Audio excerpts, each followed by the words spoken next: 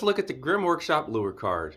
The lure card is a plastic card that is small enough to fit in the credit card slot of your wallet or a personal survival tin.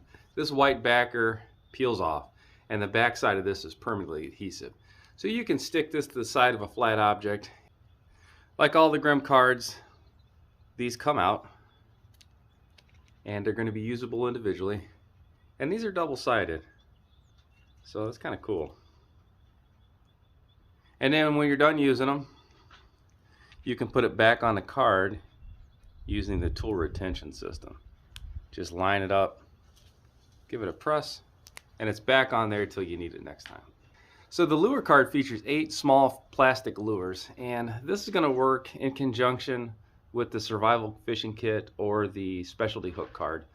The specialty hook card has a couple unique features that is going to work out really well with these, but you can make this work with any type of fishing hook that you happen to have.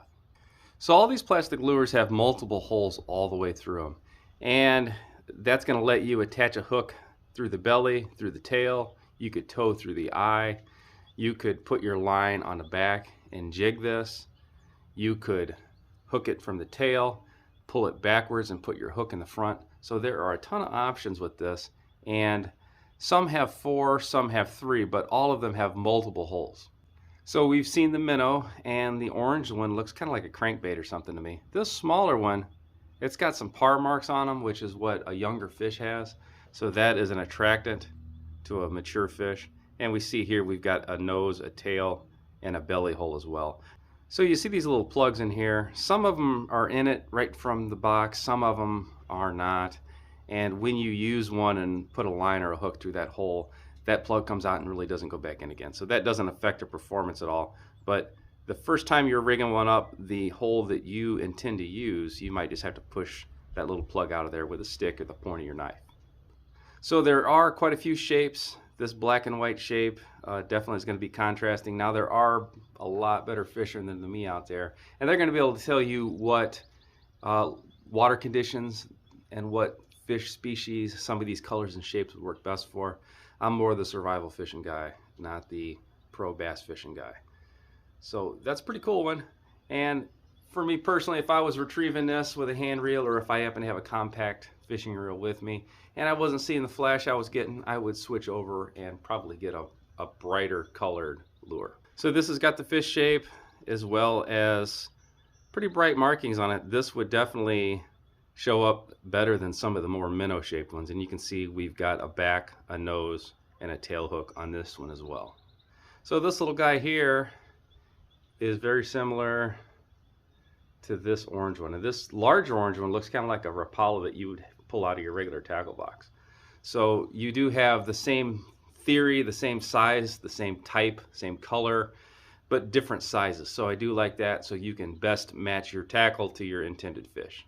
There's also a small blue lure. This looks pretty much exactly like a Rapala that I've got in my tackle box. So this is going to be a pretty popular one with me.